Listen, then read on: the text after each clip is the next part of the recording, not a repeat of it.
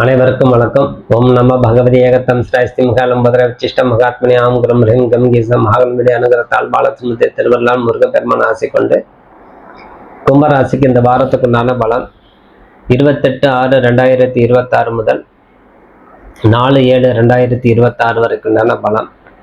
June மாதம் 28 முதல் ஜூலை மாதம் 4ஆம் தேதி வரைக்குண்டான பலன். உங்கள் ராசியில் அடங்கிய கிரகம் ராகு பகவான். உங்கள் ராசிக்கு 2ஆம் இடத்தில் சனி, 7.5 சனி, பாத சனியாக உள்ளது. 6ஆம் இடத்துல உங்கள் குடும்ப ஸ்தானாதிபதி சொல்லக்கூடிய சுக்கிர பகவானும் குரு பகவானும் இணைந்து 6ஆம் இடத்துல அமர்ந்து இருக்கிறார். ஆகவே 4ஆம் அதிபதியும் 2ஆம் அதிபதி 6ஆம் இடத்துல இருக்கும்போது புதிய கடன்கள் வாங்கி கொள்ளக்கூடாது. புதிதாக ஏதேனும் செய்யணும்னா சற்று கவனமாக நிதானித்து செயலாற்றணும். எந்த விதமான அவசரம் படபடப்பு இருக்கக்கூடாது. உடனே செய்து முடிக்கணுங்கிற மனவேகம் மட்டும் கொடுக்கும். சனி பகவான் உங்களுக்கு தூண்டி விட்டுருவார். அதிலே ராகு சேர்ந்திருப்பதால் மனவேகத்தை அதிகரிக்கும். அதே போல் தொழிலையும் சரி, வேலை செய்கிற இடத்துல சற்று நிதானமாக கவனமாக இருக்கணும். சக ஊழியர்கிட்ட சற்று நிதானமாக அனுசரித்து போவது சிறந்தது. 2 பேர் வேலை செய்கிறோம், 4 பேர் சேர்ந்து வேலை செய்கிறோம்னு அவசரப்பட்டு ஏதேனும் நம்ம பேசினா அதுவே உங்களுக்கு அந்த தொழிலே உங்களுக்கு இருக்கக்கூடாத அளவுக்கு அவங்களே பண்ணிடுவாங்க. நம்ம பல நாள் நட்பு ஒரே நாளில் பிரியக்கூடிய தன்மை கொடுக்குறோம். ஆகவே சற்று கவனமாக இந்த வாரத்தில் இருக்கணும். நீங்கள் இந்த வாரத்தில் நீங்கள் மிக மிக மிக எச்சரிக்கையாக இருக்கணும். நிதான போக்கு கையாளணும். மனதில் இருக்கக்கூடிய செயல்பாடு கவனம் தேவை. கவனம் இல்லாமல் செய்யக்கூடிய வேலை சிதறிவிடும். மனப்போன போக்கில் பேசக்கூடாது. அத்தனை இந்த கும்பராசிக்கு கொடுக்கும். இருப்பினும் உங்களுக்கு புதனும் சூரியன் உங்களுக்கு அனுகிரகமாக உள்ளது. ஆக குடும்பத்தில் பூரப்புண்ணிய ஸ்தானது பொறுப்புண்ணிய ஸ்தானத்திலே அமர்ந்திருப்பதால் 4ஆம் இடத்துல செவ்வாய் சேர்ந்திருப்பது உங்களுக்கு நல்ல ஒரு ஊக்கத்தையும் சேர்த்து கொடுக்கும். ஒரு பக்கம் மைனஸ், ஒரு பக்கம் ப்ளஸ் கொடுத்துருது. அப்போ புதனும் சூரியன் செவ்வாய் உங்களுக்கு வழி நடத்தி செல்லும். ஆகவே இருப்பினும் அலுவலகத்தில் வேலை செய்யக்கூடிய அன்பர்கள், அரசாங்கத்துறையில் இருக்கக்கூடியவர்கள், மேலதிகாரிகிட்ட சற்று கவனமாக இருக்கணும். அதே போல் அரசியல்வாதிகள் அவசரம் இல்லாமல் பேச கற்றுக்கணும். தெரிந்த விஷயமாக இருந்தாலும் ஒன்றுக்கு பிறருடைய மனம் புண்படாத அளவு அடுத்தபடிய தலைவர்களுக்கு பாதகமில்லாத வார்த்தைகள் பேசணும். நம்ம வார்த்தை பேசும்போது அடுத்த தலைவர்களுக்கு சுட்டி காட்டக்கூடாது. பொதுவாகவே பேசிட்டு போயிடணும். ஒரு மேடை பேச்சாளர் நம்ம பேசும்போது என்ன செய்யறது, யாராவது ஒரு ஆள் உதாரணம் வச்சு சுட்டி காட்டி பேசணும்.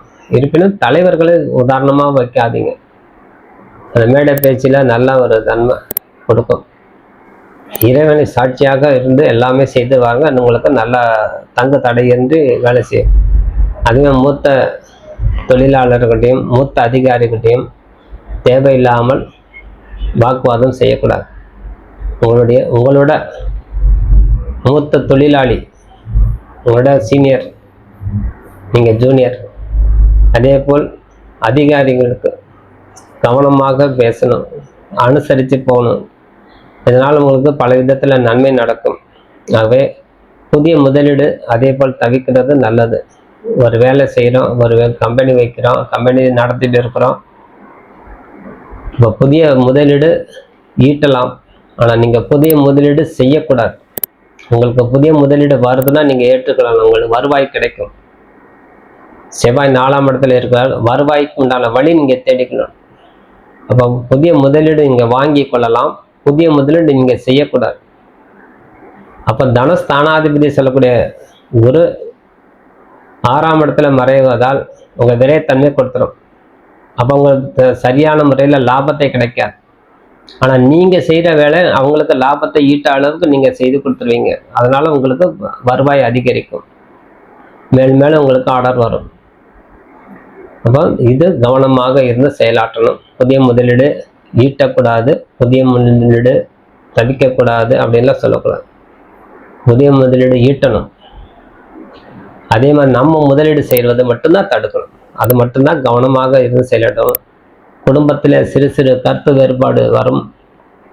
அந்த கருத்து வேறுபாடு இல்லாமல் நிதானமாக பேசி அவர்கள் ஆறுதலாக நடந்து கொள்ளணும். அதனால் நம்மளுக்கு பல விதத்தில் நன்மை உண்டாகும். ஒரு ராசி 7ஆம் அதிபதி 5ஆம் இடத்துல இருப்பதால் கணவன் மனைவிக்கு உண்டான உறவு பலம் பெறக்கூடிய தன்மை. இருப்பினும் சில கருத்து வேறுபாடு நிலவும். அந்த கருத்து வேறுபாடுக்கு நீங்களே பேசி தீர்த்து கொள்ளணுமா? மனசளிப்பான அமைதி காப்பதே சிறந்தது. தேவையில்லாத பதட்டமான வார்த்தைகள் உபயோகப்படுத்தக்கூடாது.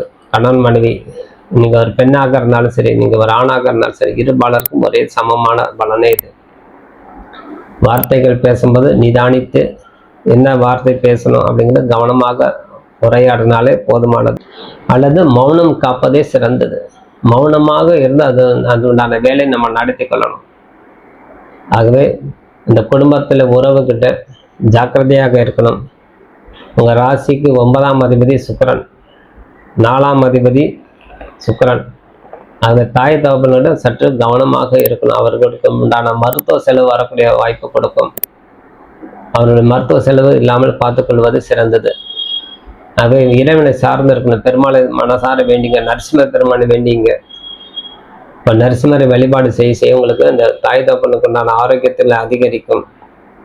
பெருமாளை சேவிப்பது, ஆஞ்சநேயர் பகவான் மனதார அல்லது ஆலயத்தை சென்று ஆஞ்சநேயருக்கு வெண்ணெய் சாத்தி வழிபாடு செய்யும்போது உங்களுக்கு ஒரு ஆரோக்கியத்தை கொடுக்கும். மன ஆற்றல் அதிகரிக்கணும். அப்போ மன ஆற்றல், மன உளைச்சல் நிறைய இருக்குது. மன ஆற்றல் அதிகரிக்கும். அப்போ என்ன செய்யணும்? தியான பயிற்சி மேற்கொள்ளணும். எல்லா வகையில் நம்மளுக்கு சூழ்நிலை சரியில்லை. நம்ம ஏதோ ஒன்று செய்யணும்னா உங்கள் மன ஆற்றல் அதிகரித்தாலே போதும். அப்போ மன ஆற்றல் அதிகரிக்கணும். மெடிடேஷன், தியான பயிற்சி மேற்கொள்ளணும். அதே போல் உடல் சோர்வுக்கு உடற்பயிற்சி செய்து வரணும். ஒரு சில நேரம் ஒரு கிரகம் உங்களுக்கு துணையாக இருந்தாலும், ஒரு சில நேரம் ஒரு கிரகம் உங்களுக்கு மறைவாக போய் நிற்கும் போது பொருளாதார சிக்கல் கொடுக்குது, ஆரோக்கியத்தில் கவனம் இல்லாமல் பண்ணிடும், நண்பர்கிட்ட பிரிவினை கொடுத்துரும், சக ஊழியர்கிட்ட மரியாதை கிடைக்காமல் பண்ணிடும், மேலதிகாரிகிட்ட ஒரு அவப்பேர் உண்டாக்கிடும். அத்தனை கொடுக்கும். அதுதான் மனப்பயிற்சி, உடற்பயிற்சி நம்மளுக்கு இருந்தாலே அது எந்த நேரத்தில் நம்ம என்ன செய்தால் நல்லது அப்படின்னு உங்களுக்கே புரிய வந்துடும். இப்போ நம்மளுக்கு மெயின் என்ன தேவை? புரிதல் தேவை. அப்போ அந்த கும்பராசிக்காரர் புரிதல் வேணும்னா அமைதி காப்பதே சிறந்தது. ஆகவே செவ்வாய் பகவான் உங்கள் 4ஆம் இடத்துல இருப்பதால் பழைய வீடு இருந்தால் புதுப்பித்து கொள்ளலாம். இப்போ தன விரயம் உண்டு. அப்போ தன விரயத்துக்கு நம்ம ஒரு சுப விரயமாக மாற்றிக்கொள்ளணும். அதே போல் நம்ம பிள்ளைங்களுக்கு திருமணத்துக்கு உண்டான தயாராக இருக்கக்கூடிய ஆண் பெண் இருபாலருக்கும் குழந்தைகளுக்கு திருமணம் செய்து வைப்பது சுப செலவாகும். ஆகவே இந்த மாதிரி சுப செலவு செய்து உங்கள் வாழ்க்கை மேம்படுத்தி கொள்ளணும். எத்தகைய தருணத்திலும் எந்த விஷயத்தையும் இந்த வாரத்தில் அடுத்தவங்கள்ட்ட ஷேர் செய்து கொள்ளக்கூடாது. அதாவது அடுத்தவங்கள்ட்ட பேசி ஆறுதலுக்காண்டி நான் பேசினேன்னு சொல்லக்கூடாது. நீங்கள் ஆறுதலாக பேசினாலே, நீங்கள் ஏதேனும் ஒரு ஆலோசனை கேட்டாலே அதே பிற்காலத்தில் உங்களுக்கு அதுக்கு பாதகமாக அமையும். ஆகவே பேச்சிலும் உங்களுக்கு மனதில் இருக்கக்கூடிய துக்கம் இறைவன்ட்டு சமர்ப்பணம் செய்து வாழ்க்கையை சிறப்பாக நடத்தி கொள்ளுமாறு கேட்டுக்கொண்டு விடைபெறுகிறேன். நன்றி, வணக்கம். ஜெயபாலா, ஜெயபாலா, ஜெயபாலா. வாழ்க வளமுடன்.